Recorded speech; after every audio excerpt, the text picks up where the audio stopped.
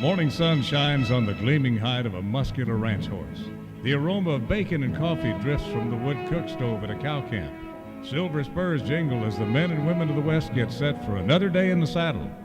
From the heart of Canada's finest ranching country, this is the Spirit of the West with rancher and horse trainer Hugh McLennan and his collection of music, poetry, and conversations with the folks who live and work with horses and cattle in the Spirit of the West. His face is wrinkled and weathered, his hat stained with sweat, his hands rough and calloused, and his legs are somewhat bowed. He walks with a limp, and he takes a while to climb into the saddle, but when he's on his horse, the two of them are one. His blue eyes light up when he talks about some of the things that he's done. You'd put in your had to rope him by the neck and then tie him to a tree and get done what you had to do and then try to get another rope on him to get your other rope off. We'll hear more priceless stories from Gint, Gillrich, and Red Allison this week. And Baxter Black has a degree in veterinary medicine, but he's talking about anthropology today. Most anthropologists agree that prehistoric humans' rapid advancement was affected by their ability to hunt, to digest rich meat proteins, and to think. And on the Rangeland News, when the temperature gets down to 25 below, that may mean an extra feeding during the day. And in the Cowboy Poetry Spotlight. With the night as thick as soup, no moon to show the way, that jingler would have the remuda in by the break of day. Yeah, a real nice new piece of work from A.K. Moss, known to us as Kathy. Our classic Song of the West might keep you guessing as to who's singing it, but if you know your country music legends, you'll recognize the voice. On the Irvin Saddles and Western Wear Horse Training File, a couple of things to help solve the problem of a horse that kicks at other horses in close quarters on a trail ride. And we'll get started with a dear friend of everything Western who rode across the Great Divide much too early, Curly Musgrave. The West has really changed. We're running out of range for steers to roam and old cowboys to rope and ride.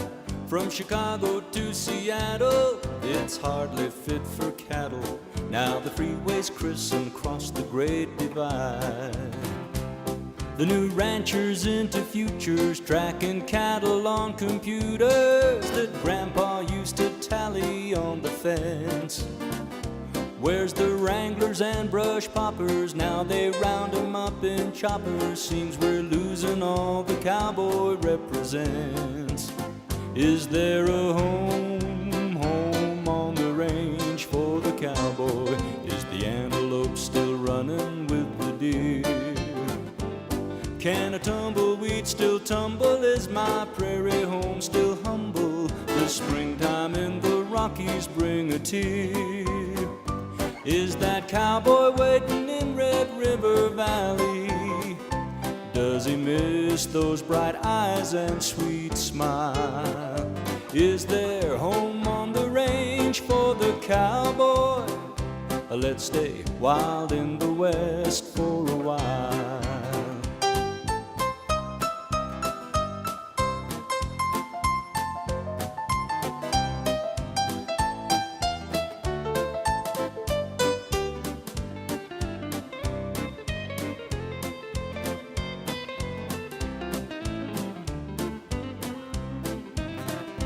Cowboy life's a disappearing. The new century is nearing. Technology has come to run the show. Why, even Texas Rangers are packing phones and pagers. Lord, just take me back 100 years ago, where there's still home on the range for the cowboy. Is the antelope still running with the deer? Can a tumbleweed still tumble? Is my prairie home still humble? Does springtime in the Rockies bring a tear? Is that cowboy waiting in Red River Valley? Does he miss those bright eyes and sweet smile? Is there home on the range for the cowboy? Let's stay wild in the West for a while. Is there home on the range for the cowboy? Let's stay wild in the West for a while in the West. Let's stay wild in the West for a while.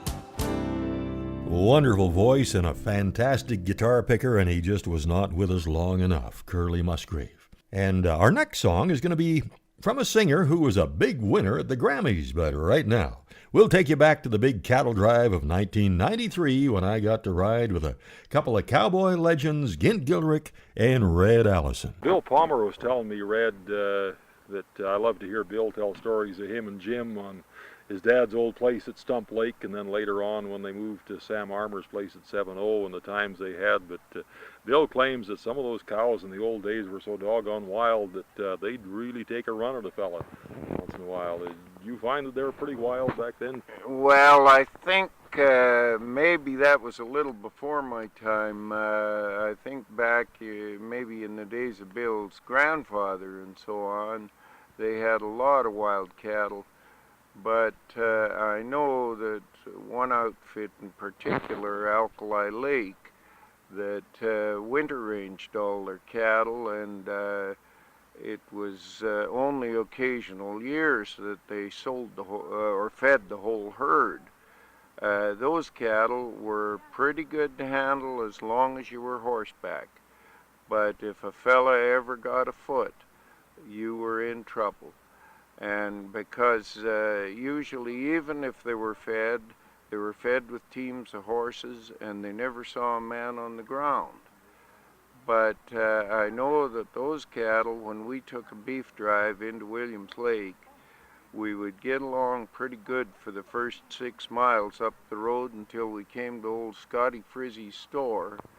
And he had a 2-wire fence just across from the store, and absolutely dense timber. And invariably when we went by, somebody would walk out the store door and bang it. Yeah. And the trouble started right there. They were through the 2-wire fence, and you had trouble getting your horse through the fence in case he got cut up. And that was always a contest to get by there. But then it was another 2 to 3 days, depending on where they stopped, into town. And by the time they got to town, they were kind of getting a little bit people broke, and not really gentle by a long shot, but you could kind of control them a little anyway. Well, Gint Gillrich remembers doctoring wild cattle on the range all by himself, and we'll have a song from a singer who had a big night at the Grammy Awards. And a hint, it's not Lady Gaga, when the Spirit of the West continues right after this. Welcome back to the Spirit of the West. Well, the jobs on the ranch still need to be done, and thankfully many of them still involve being horseback.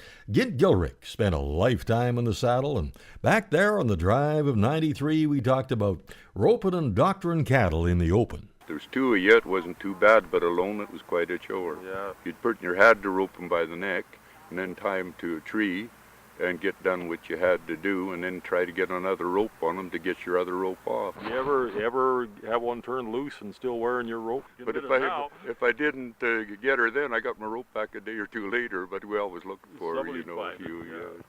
And when we're talking about trail drives, the longest trail drive I was on was from the Chilco Ranch to Williams Lake. Now that took 6 days.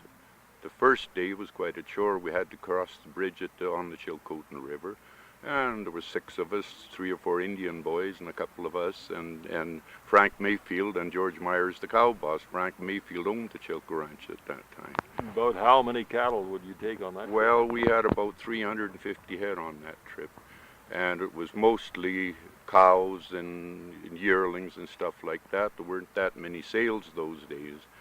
And usually we were up before daylight in the morning. The chuck wagon was right with us. Our bedrolls were thrown into the chuck wagon, and we ate breakfast, and away we went. And the mileage we put in was usually 10 miles a day. And we started at daylight in the morning. By 10 o'clock in the morning, we were about finished. And you pastured from then on, because those old boys didn't want any meat off of them cattle and wanted them real weighing as much when we got to Williams Lake as when you left home. And everything went real good, but it was quite a little test. You had to cut your cattle into little bunches to cross the big old wooden bridge at the Sheep Creek Hill. And the way you did that was there was 2 riders went ahead the first bunch, and you brought maybe 30, 40 head, and then another rider, and then some more cattle. And if there wasn't, if you couldn't handle them all, why you corralled them. There was a corral on the west side of the Fraser, I suppose, and we'd leave them there, then go back for another bunch, and this is the way we got them to Williams Lake. More stories coming right up, but I'm not sure now if you watch the Grammys. We did for a little while. Now, back about the time I was on the cattle drive in 1993, I got a few CDs in the mail and a nice handwritten note from a young gal from Texas, along with a couple of CDs, and all of the artwork on the CDs showed her on horseback. Well, when she won the Grammy for Best Country Album and Best Solo Performance, I went back to those early CDs and pulled out this song from Casey Musgraves.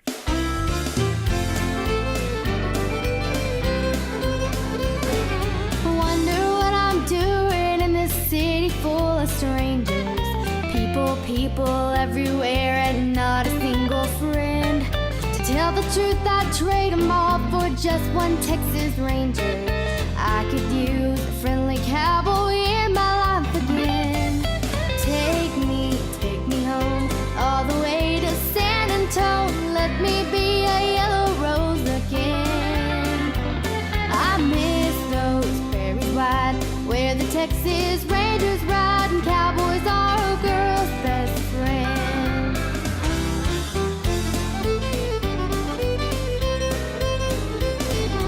Everywhere I go, I see unfamiliar faces.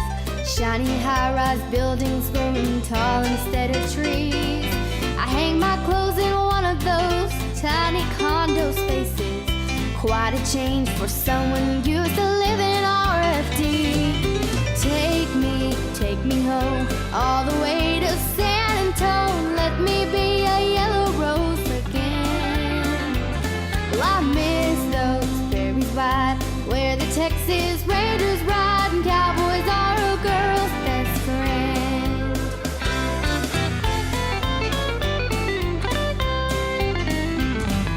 I miss folks I used to know in all the hometown places.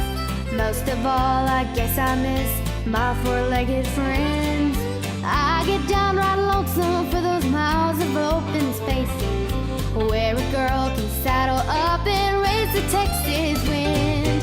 Take me home, all the way to San Antonio. Let me be a yellow rose again. Well, I miss those prairies wide, where the Texas Rangers ride, and cowboys are a girl's best friend. Take me home, all the way to San Antonio. Let me be a yellow rose again. Well, I miss those prairies wide, where the Texas Rangers ride, and cowboys are a girl's best friend. Oh, I said cowboys are a girl's best friend. So there she is, Grammy Award winner Casey Musgraves, when she and I were both much, much younger. Now it's back to sitting around the campfire on the trail with Gint and Red. Listening to Gint talk about the Chilco Ranch drive reminds me of when John Wade had sold the Chilco to miners. And he sold all the cows and the ranch, but he kept the yearlings. And so that fall, he got me to contract driving the yearlings in. And we were supposed to have 1,500. But when we got there, they had only rounded up 1,050. And so being in the fall time when most cowboys are busy for different ranches and everything, I had a kind of a pickup crew, just anybody I could get. And I think I started with 6 men, and when I got down to the Fraser River Bridge, I had 8. But on top of the whole thing, the first day out, just when we picked the cattle up, I had my horse through a little foolish event, fall and break my collarbone. So until we got to the Fraser Bridge, I had to drive the pickup and put the pickup driver on my horse. It was the chuck wagon. And anyhow, we made out not too bad, aside of the fact that they lost my saddle horse one day and he was gone for 3 days with the saddle on. Oh, no. But when I got him back, by golly, my rope and my gloves and everything were still tied on the side. Saddle was still right side up. Everything was perfect. The saddle was pretty tight because he had put a little weight on while he was out on that good grass. But anyhow, we really didn't have a lot of trouble along the way. We did it exactly like Gint said. We stopped. We went about 10 miles a day and stopped at the old forestry holding pastures and some land that Wade owned in closer, or the Chilco Ranch owned in closer to Williams Lake, through closer to the Chilcotin River. That is some fantastic country up there, too.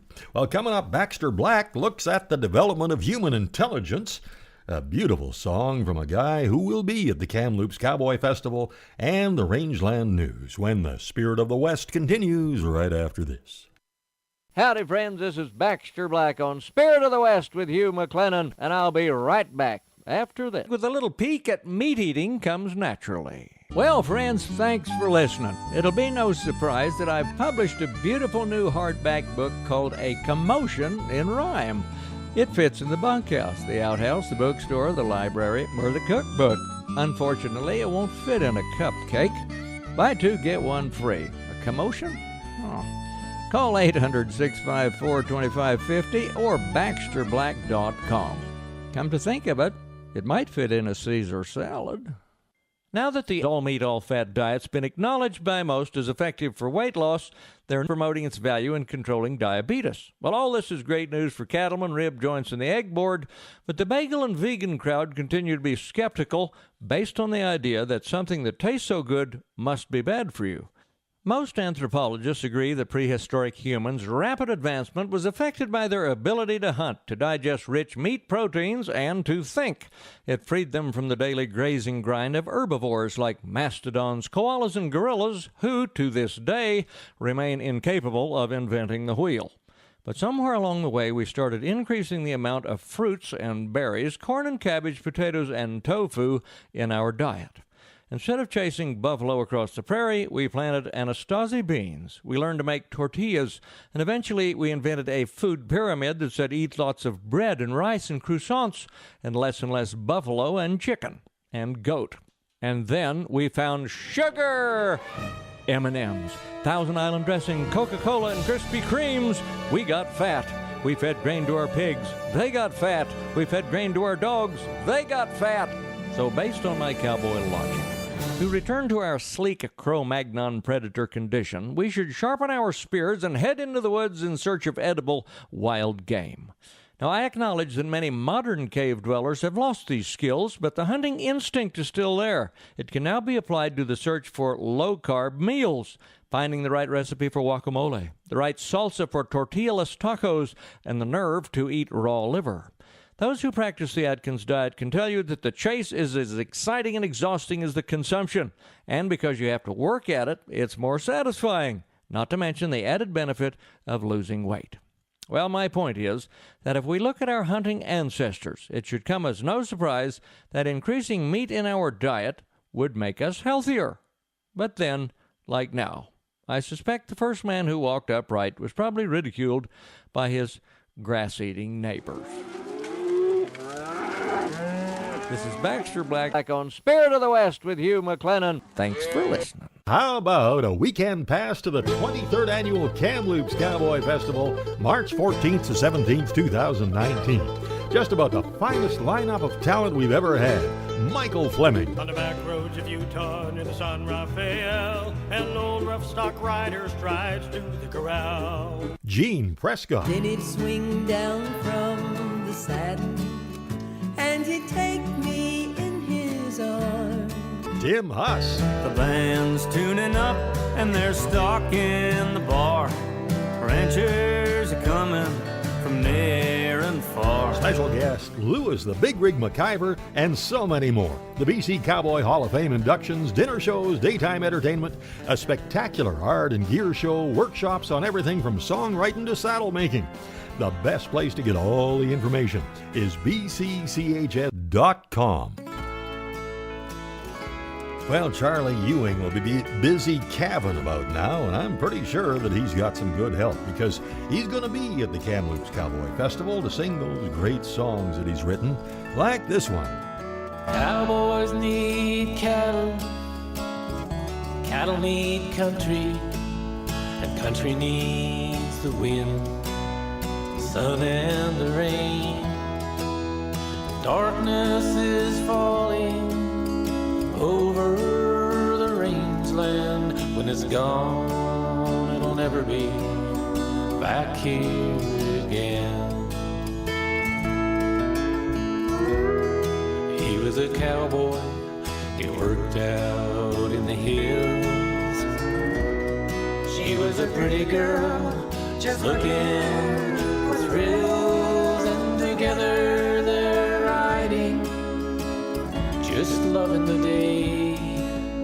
He rides the black mare, she rides the bay. Cowboys need cattle, cattle need country, country needs the wind, the sun and the rain. Darkness is falling over the rangeland. When it's gone, it'll never be back here again. Riding together sure makes them smile, takes away the troubles of life for a while, and riding together helps them understand what a good horse can do for the heart of a man.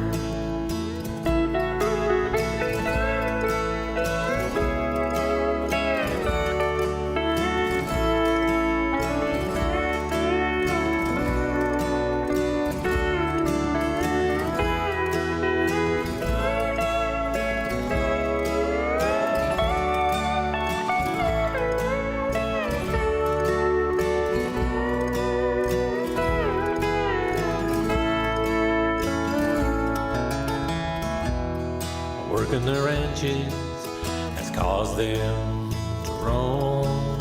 The kids are all gone now, the lives of their own. Oh, but he just can't quit it, and she'll always say they're hooked on tradition that's fading away. Cowboys need cattle, cattle need country, country needs the wind, the sun and the rain. Darkness is falling over the rangeland. When it's gone, it'll never be back here again. When it's gone, it'll never be back here again.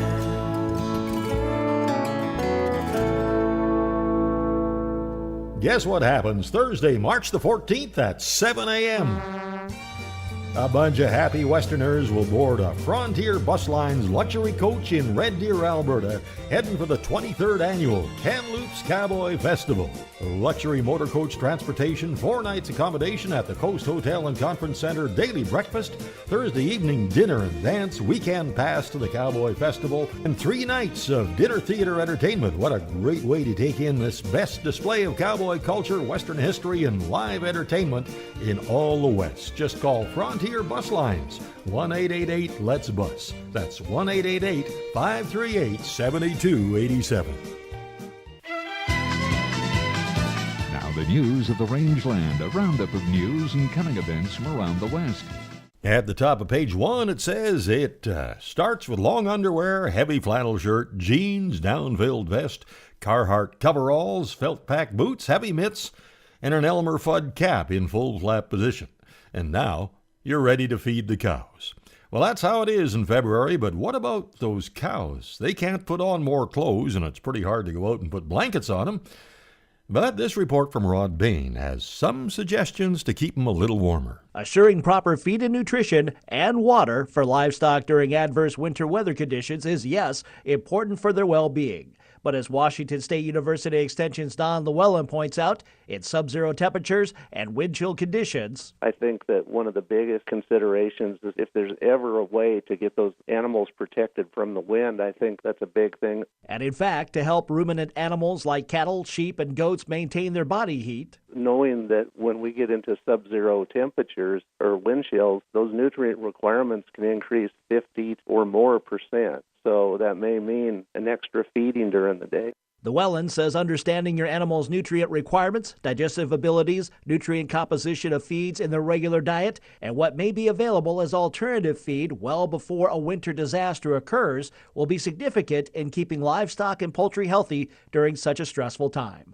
I'm Rod Bain reporting for the U.S. Department of Agriculture in Washington, D.C. In a letter dated February the 6th, a bevy of humane societies from Montreal to Vancouver, along with animal welfare and animal rights groups, including Mercy for Animals, Toronto Pig Save, Animal Alliance of Canada, and the Save Movement, asked Agriculture Minister Lawrence Macaulay to release updates to the health of animals regulations because humane transport has been in works for years.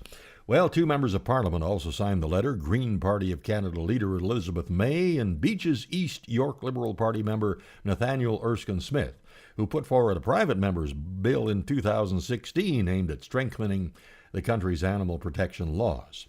The proposed regulations call for maximum intervals without food or water for grain and heavy-fed cattle of 36 hours, down from the current 52 hours, and those same intervals for horses and pigs would be reduced to 28 hours from 36, while broiler, chicken, spent hens, and rabbit intervals would be reduced to 24 hours from the current 36. A company called Hanskamp, based in Holland, has developed a cow toilet that collects urine in an effort to reduce ammonia. Designed primarily to ease increasing regulations on the dairy industry in the Netherlands, the cow toilet is an automatic urinal that cows use voluntarily and is designed to collect before the stuff hits the floor. Now, cows have a natural nerve reflex, apparently, just above the udder that, when rubbed, causes them to immediately urinate. And the company developed the cow toilet to automate this long-known technique. And the first cow toilets are expected to be available from the mid-2020s. Bad weather has continued to adversely affect some of Manitoba's cattle auctions during the early parts of the month. Strong winds whipped up snow and drove down temperatures, wind chill sinking to the -40 range, and that really affected trucks getting to the sales. And once the weather improved, some of the sales yards were almost overwhelmed with the volumes of cattle coming in. Well, on March the 8th, I will have Uncle Mike and my brother Jim, the famous Western Spirit Band, along to entertain at the annual Grand Prairie Farm Family Awards Banquet in Grand Prairie, Alberta. It is open to the public, and you can order tickets at this number, 780-532-9727. And then we'll be heading right back to Kamloops for the 23rd Annual Kamloops Cowboy Festival, March 14th to 17th. And also, we are planning a special one-night concert with the Western Spirit Band, along with Ben Crane and daughter Jessica, at Withrow Church near Eckville, Alberta. And that'll be on Wednesday, April 24th. And you can see Ben's schedule page at bencrane.com for tickets and information. And then the next day, April 25th, it's our second annual cruise, not annual, but our second cruise reunion celebration at the Westerner in Red Deer with a bunch of folks that we've cruised with in the past, along with their friends and family. And for information on this, just call 1-800-530-0131. And then the next day at the main event, I'll be there behind the mic for the Trainers Challenge again, and it should be good. Some top hands there this year. Let's see, what else? Oh yeah, August 16th to the 18th, we will be at the Stony Plain Cowboy Gathering. And you can get all the details at stonyplaincowboygathering.com. Next regular cattle sale at the BC Livestock Kamloops Yards is March the 5th. March the 7th is the next one at the Williams Lake Yards, and then it's March the 8th in Vanderhoof. You can get all the sale information and actually watch the sale streaming online at bclivestock.bc.ca. Meanwhile, at the Innisfail Auction Market, Monday they have their pre-sort sales on Mondays. Calves are weighed the day before. Regular cattle sales every Wednesday, and a lot of special bull sales and breeding stock sales coming up. All the information can be found at InnisfailAuctionMarket.com. And I guess that gets us down to the final item. And we were reflecting on how things have changed in the last 50 years or so. When I started courting Billy, that was a lot longer than 50 years ago, her folks didn't even have a telephone on the farm. So we corresponded by handwritten letters. Man, I wish I still had some of those. Then when we finally got settled here at the ranch, we were on a party line. That didn't work well for dial-up internet. Now we're getting smartphones, and it's amazing what they do, but I do remember when the answering machines first came along. And one day we were at the post office, and Billy had an envelope addressed to her sister, and she opened it up and started talking into it. I said, "What are you doing?" And she said, "I'm trying to send a voicemail." And that's the Rangeland News. Coming up on the Irvin Saddles and Western Wear Horse Training File, what sometimes helps when you have a horse that tries to kick at any horse that comes into his space on a trail ride. And more from Gint and Red when the Spirit of the West continues right after this. Welcome back to the Spirit of the West, coming right up on the Irvin Saddles and Western Wear Horse Training File. A look at a fairly common problem, the horse that wants to kick or bite at any horse that comes too close on a trail ride or in a group. But first, talking about groups, this is a good one. Here's what a few folks have said about the Spirit of the West cruises. We had a lot of fun. One of the best cruises I've been on with you. I've already put my deposit down for the next year's cruise, so sure we'll see you again. Yeah, it's a good crowd. I've met excellent people, and I couldn't ask for a better trip. The people were just like family. People look out for each other's, and it's great. It's great experience. And they're just dedicated to helping you enjoy your holiday. I think that's what I really like about cruising. That's what makes it so nice, is that there are so many folks that are from the background, the way we were brought up on farms and ranches. Our 2019 cruise will be something we've wanted to do for a long time. August 29th, we'll fly to Dublin, Ireland. We'll visit an Irish thoroughbred breeding farm, be hosted by the Irish Cattle Breeding Federation. Then we'll sail to some historic and beautiful places, Cork, Belfast, and then Glasgow and Inverness, Scotland.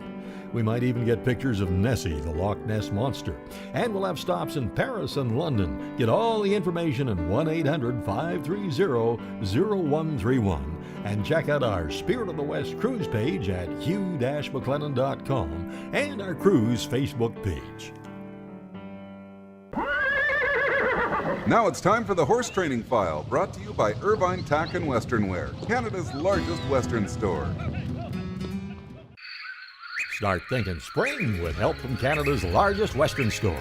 That's right, spring stock is arriving at Irvin Tack and Western Wear. See what's new and start suiting up with the latest from the biggest names in the biz. Boulay, Ariat, Wrangler, Cinch, Huey, and more. Jeans, jackets, boots, shirts, hats, hoodies, it's all here at Irvin's, exit 305 off Highway 2 by Crossfield, or shop online at irvins.ca. Don't just wear it, live it.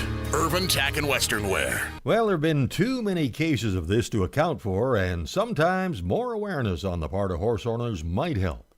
A listener says he introduced 2 new horses to his herd of 4.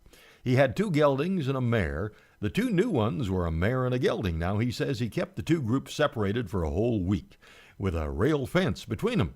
The first day, his older gelding knocked the 2 top rails off the fence trying to get at the new gelding, but after the guy fixed the rail, they seemed to be getting along, so he turned them out together, and he says that was a big mistake. His old gelding got the new one in a fence corner and chased him right through the barbed wire. Fortunately, no horses were seriously injured. Well, introducing new horses to an established group with the goal of turning them out together is full of risks and might take way longer than some folks think. There have been cases of people taking all their horses out for a trail ride and everything is fine, but once they were back home and turned out, the rivalry and fighting was as bad as ever. Kind of like kids, I guess. Now, the herd instinct dictates that horses are always establishing the pecking order, and once it's been settled, each horse knows his place and nobody is pushing the boundaries most of the time. But once in a while, the pecking order does change. Now, that leads to another problem. A horse that tries to kick or bite any horse that comes close when they are being ridden. And I think that indicates a bit of a problem in the foundation training. Once the other horses are safe, and as that leadership gets stronger, it takes less and less correction on the part of the rider. One of my best ranch mares actually really had a problem socializing with other horses, and for a while I had to warn everybody around me to keep their distance. And most of the time when I rode her in a group, her ears were pinned back. But you know one thing really that helped her get over it? We were at Jonathan Field's James Creek Ranch Camp with about 15 riders a long time ago, and Jonathan decided to turn us into a precision-mounted drill team.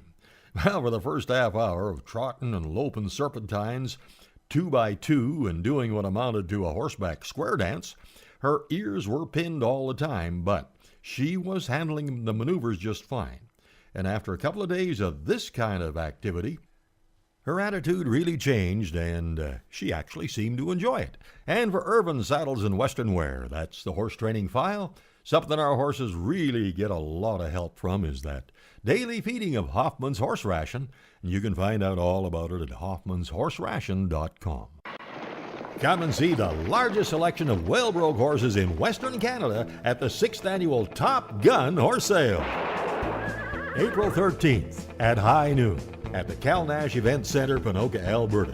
You can preview the horses Friday, April 12th at 4 p.m. and they start coming through the ring Saturday, April 13th at high noon. Over 200 horses expected. Horses for ranch work, team penning, roping, trail riding, barrels, mounted shooting, and kids' horses. Every type of horse you might be looking for, including loads of true ranch horses. Every horse will be ridden, driven, or led into the ring. Rain or shine, everything's inside. For information and to see the horses, go to TopGunHorseSales.com or call Jordan Dodds at 403-783-0246. And I should clarify that no horses were actually shot during the production of that commercial. Although now I don't know what to do about the bullet hole in the ceiling of my studio here. Anyway, before we forget, I wanted to be sure and say thanks to all of you great folks who came out to the 19th annual 100 Mile House Cowboy Concert and for filling it up for 2 shows. And oh gosh, you're asking for encores and ovations, all that stuff. It was a lot of fun sharing the stage with Tim Huss, Spider Bishop, and Jason Rosinski too. And now, here's another fine singer and songwriter who will be at the Kamloops Cowboy Festival, Ed Wall.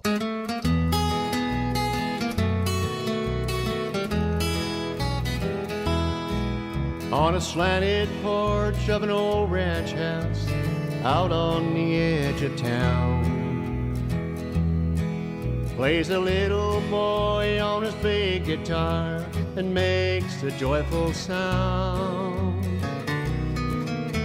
He plays upon that music box throughout the hours of day. If you listen close and the wind is right, well, this is what he'll say. Yodelay, yodelo, yodelay, yodelay, yodelay. Now the years pass by and time does fly. We forget those little things. The warriors came, they shipped him off, but still he plays and sings to the soldiers in his army camp whose homes are far away. If you listen close and the wind is right, well, this is what he'll say. Yodelay, yodelo, yodelay, yodelo, yodelay. Now he's out there riding fences, just a cowboy all alone. His ma and pa have passed away, no home to call his own. But he still wears a great big smile, by the campfire he does play. And if you listen close and the wind is right, well, this is what he'll say. Yodelay, yodelo, yodelay, yodelay, yodelay.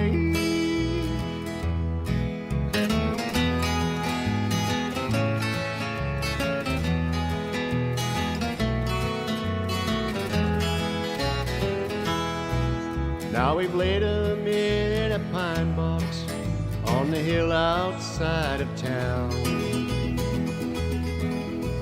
The old ranch house ain't there no more, they tore the shanty down. His battles have all ended, the cowboy has gone home. His fences are all mended, and no more will he roam. Now the town folks say on a quiet night, you can still hear him play. If you listen close and the wind is right, well, this is what he'll say. Yodelay, yodelo, yodelay, yodelay, yodelay.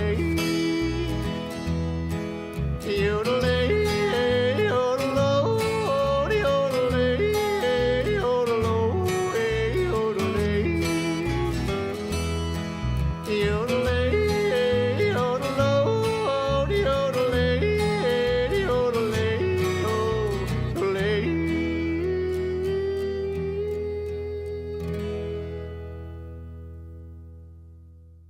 Now, I didn't want to cut that off before he hit the high note at the end there. Ed Wall, and that is the kind of music that'll be filling the hallways at the Kamloops Cowboy Festival. Pure Western and live and acoustic.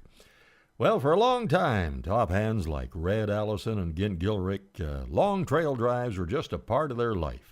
Sometimes even night herding had to be done. But the one little episode on the thing that I got quite a kick out of was that the night before we crossed the Fraser River Bridge, I said, boys, we'll have to night herd them tonight because there's no fence on this upper side of this field. And so we were going to take 2-hour shifts, but two boys came to me. One was an Englishman and one a young fella from Williams Lake. And they said, would you give us an extra day's wages if we herded them all night?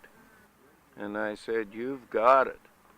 So in the morning when we went out to pick up the cattle, they were all there all right, but these two boys were absolutely played out because the cattle started up all the clay banks where we never thought they would go, and they were crawling out all night, and the boys were running afoot all night with a flashlight getting cattle back.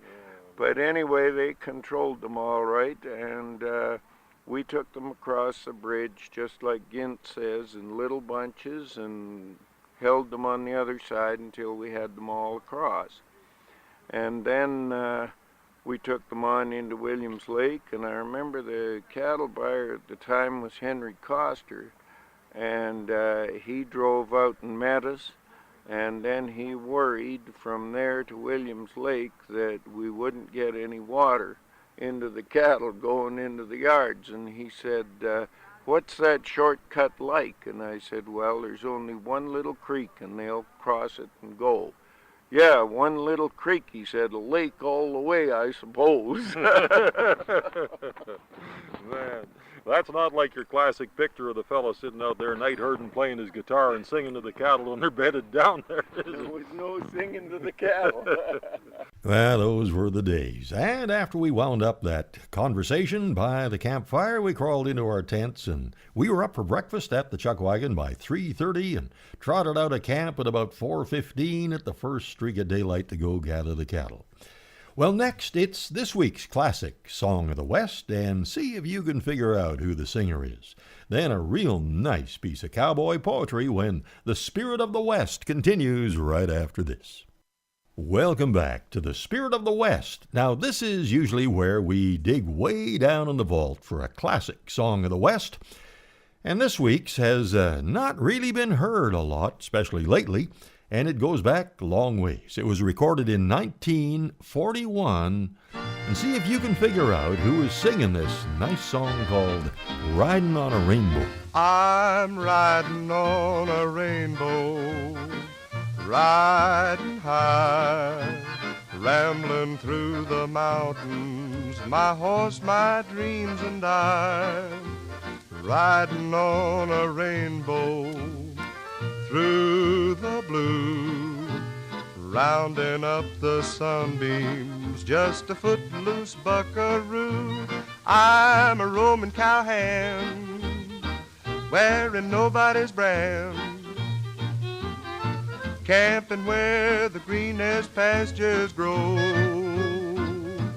playing on my guitar, maybe roping a star,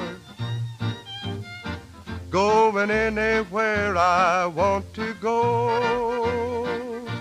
I'm riding on a rainbow, riding high, rambling through the mountains, my horse, my dreams, and I.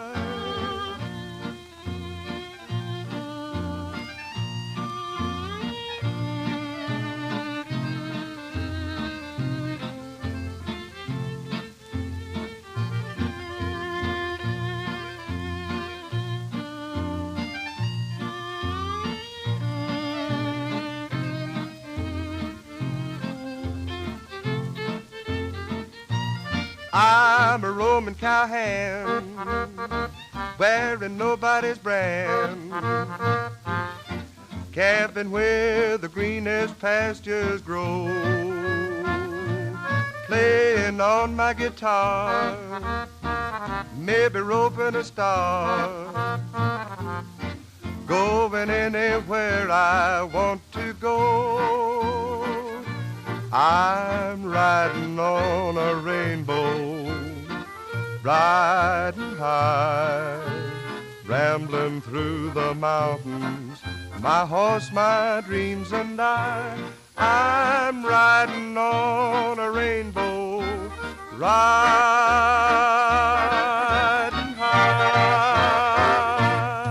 Okay, well, he was the father-in-law of the famous singer from the 60s and early 50s, Pat Boone. And the sad news here is that his daughter, a wife of Pat Boone for over 60 years, passed away recently. Her name was Shirley. And before she married Pat, her name was Shirley Foley. And singing Riding on a Rainbow there was her famous father, Red Foley. So there you go. Now here's a real nice piece of cowboy poetry from A.K. Moss. We call her Kathy. It's got an interesting title too, Jingler.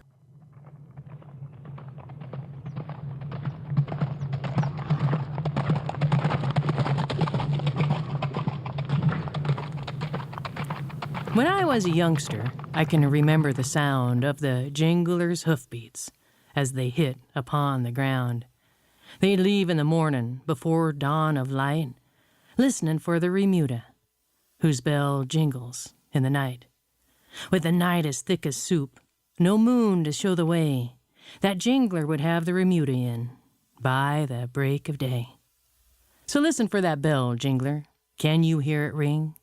Listen for that bell, so the remuda home you'll bring. Now I would lay and listen anxiously as time ticked by, for the faintest sound of horses or a wrangler's cry.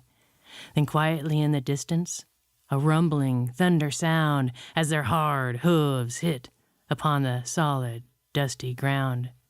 The closer in they came, the mystic rhythm of horses, phantoms with no name. A tingle crawled my spine. It ran clear through as I stared into the darkness to maybe see one or two. With a wrangler's cry of horses as the jingler brought the herd, so through the dark of morning the horses could be heard.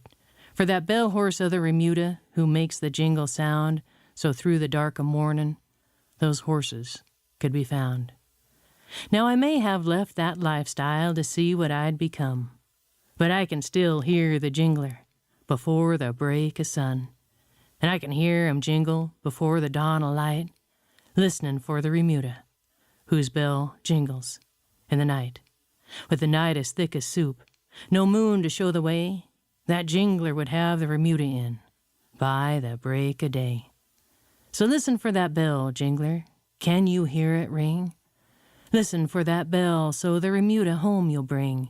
May you always hear that bell to tell you where they roam, and forever jingle them horses and bring them all home.